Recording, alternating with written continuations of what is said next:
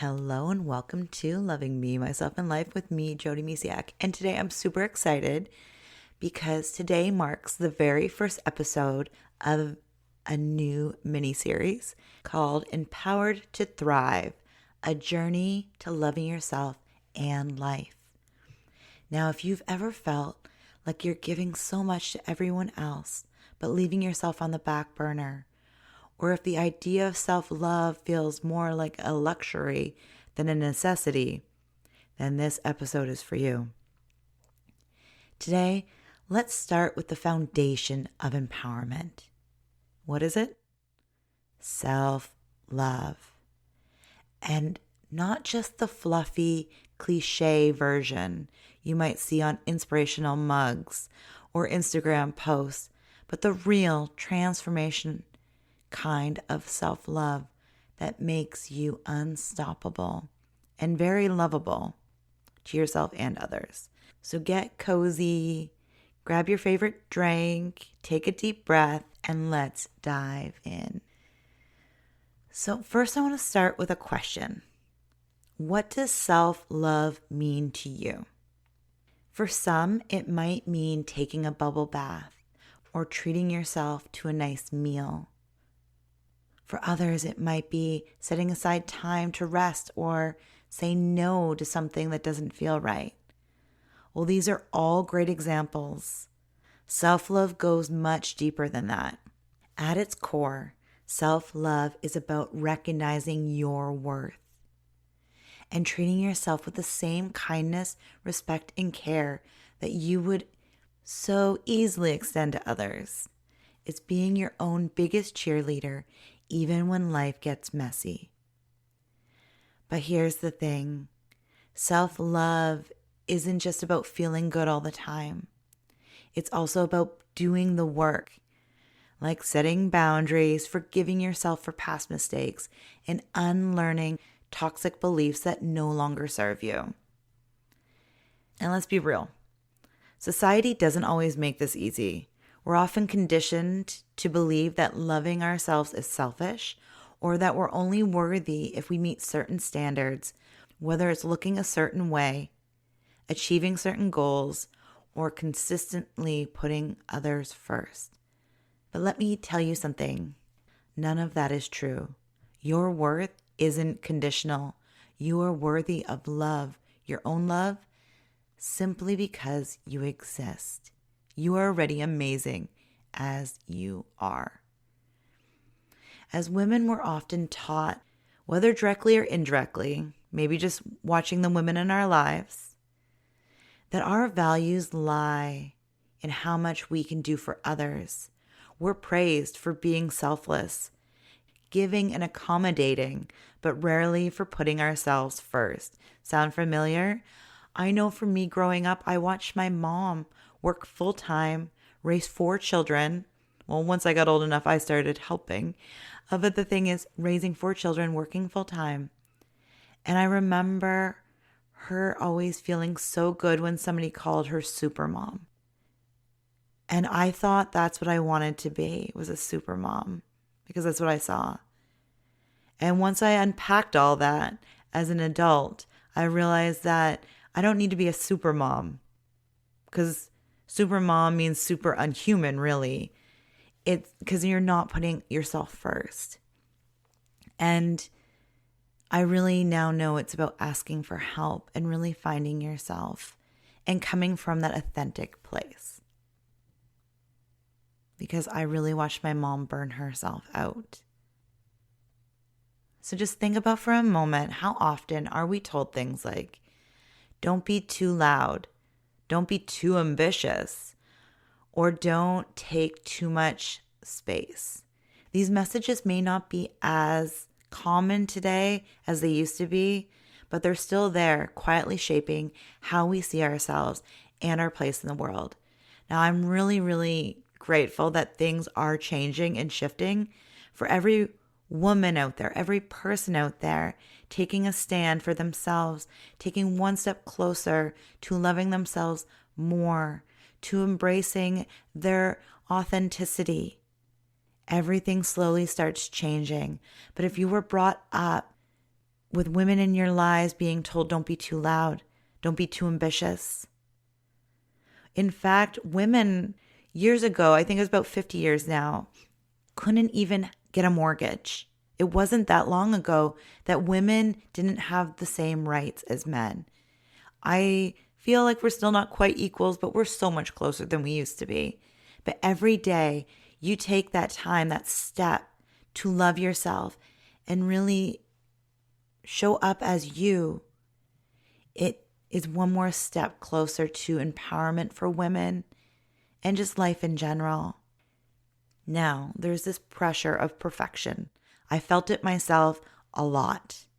Social media, magazines, and even well-meaning friends can make us feel like we're not enough, not thin enough, not successful enough, or whatever else you feel like you're not enough. When we're scrolling through social media, people are sharing things and we can get in this trap of comparing ourselves like, oh, I'm not doing enough, or oh man, I'm not where I need to be yet. Even with friends, we can compare ourselves and find ourselves in that comparison trap, which can really get us caught in not feeling good enough. And I share this because I've been there myself a lot, where I always was comparing, even when I became a mom. I was like, oh, so-and-so's doing it like this. I should do it like this. And as I slowly got to really know myself, my needs, and what I truly value as a mom, I came from that place instead of what other people were doing. And it really felt so much better because it was authentic. I wasn't trying to force, shove, or fit myself into a mold that wasn't mine. Because here's the truth. Those expectations that we feel from others, social media, friends, magazines, TV shows, movies, are impossible to meet because they're designed to keep us chasing something we'll never fully catch. So how do we break free from this? How do we reconnect with ourselves and claim the love we deserve? Well, this brings us to the heart of today's episode. Today, I want to share practical steps to start embracing self-love. And I promise these steps are simple enough to fit into your everyday life. Because I know life is busy and things are going on. We're constantly moving and life is moving and changing and forming. So let's get into step 1. Practice self-talk. The way we talk to ourselves matters a lot. Think about how you'd comfort a friend who's having a tough day. You probably say things like, you're doing your best, or it's okay to make mistakes. So why don't you offer yourself the same kindness? Start by noticing your inner dialogue. When you catch yourself being overly critical, pause and reframe it. Instead of saying, I'm so bad at this, try, I'm learning and that's okay. And I just want to share for a moment, when you're looking at your inner dialogue, it's not about judgment or guilt or shame. It's really about being mindful and almost like stepping back and reflecting on your life, not being personally invested in it. I hope that makes sense. So really taking an outside perspective, because there's no judgment here. This isn't about judging your inner thoughts. It's about noticing them so you can change them. Because I've said this probably a million times now. You can't change what you don't know or what you don't see. So that's really important. And it's about loving yourself where you're at, not judging. So when you're noticing your inner dialogue, try to come from a place of love. Step 2, set boundaries. Oh my goodness, this one's a tough one for me. And I have actual episodes fully dedicated to setting boundaries. Because let's be honest, saying no can be hard, especially if you're used to putting everyone else's needs before your own. But boundaries are essential for protecting your energy and your mental health. Remember, saying no to others doesn't make you a bad person. It makes you someone who values themselves. Start small. Maybe it's declining a social event when you're feeling exhausted. or delegating tasks at work instead of taking on everything yourself. Step 3, celebrate your uniqueness. Here's a little reminder. There's no one else in the world quite like you, and that's your superpower. Take a moment to reflect on what makes you uniquely you, your quirks, your passions, your talents. Celebrate them all, whether it's through journaling, creating something, or simply standing in front of a mirror and say, I'm proud of who I am. Make it a habit to honor yourself. I want to share a little bit about my own journey with self-love because let me tell you, it hasn't always been easy. And in fact, as I was trying to think of what story to share with you, I have a Rolodex or a huge, file folder of different stories that I've had to overcome. And I decided, because I was talking about setting boundaries and putting everybody else's needs ahead of your own, that I would share something tied in with that. I remember when I was in my 20s, before I really started my self-love journey, and I felt like I couldn't say no when people would say, hey, do you want to do this? Because I didn't want to hurt their feelings. I also had it where if I wasn't feeling good, I actually wouldn't say, hey, I'm not feeling good. I felt canceling on people was not a nice thing to do. Now, I still like to honor what I say because that's a huge thing for me is when I say something, I'm going to be true to my word. However, life happens and things come up. So if I'm not feeling good or I'm just really run down, I will I will say, hey, sorry, I can't make it today. And the really cool thing is with understanding this, when people cancel on me, I can see that from a place of love too. Like, oh, great, they're honoring themselves and what they need right now. Because when we put ourselves in that loving place, we can also do that for others. And there was a time when people would cancel on me, I would be so upset. I'd be like, oh my goodness, what am I going to do now? I have this hole in my schedule because I filled my schedule so full. So I couldn't look at my feelings. I couldn't look at my life. I couldn't slow down enough to really feel what I needed to feel so I could heal it. That even goes into another one where I was in denial for so long. I thought I was at this empowered place. I'm like, look at me, I'm empowered. And I took the Women's Empowerment Program. And while I was starting that program, I was like, I did it as a coach perspective. And then I realized that I wasn't doing the work fully because my mentor kicked me in the butt, not physically, but she put me on track of realizing that I was in denial. So we can get in our head that we're okay, even though deep down we're not, because we're layering it with things or, just keeping our schedules full. Sometimes we say yes to others, so we don't have to say yes to us because we don't want to deal with that stuff. And it can be hard and challenging. I've been there. I still have those moments where sometimes I'd rather turn on the TV and watch a movie or watch a TV show or two.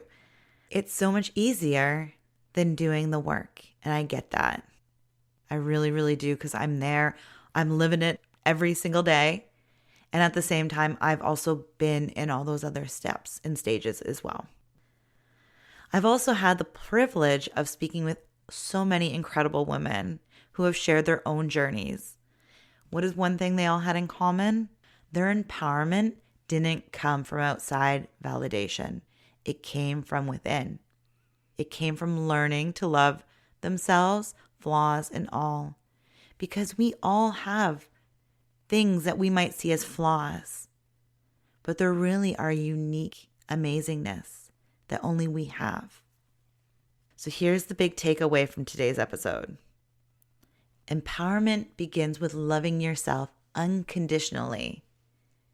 It's about recognizing your worth and treating yourself like the incredible, deserving person you are. And I want to leave you with a simple challenge. Over the next week, commit to performing one act of self-love each day, or if your weeks are really full, once a week. But the more you do these acts of self-love for yourself, the more they become a habit and you don't have to think about it, you just do it. So this could be about journaling what you're proud of, or saying a positive affirmation in the mirror, taking a walk in nature, or even just giving yourself a few minutes of quiet time. Whatever feels right to you, do it and notice how you feel.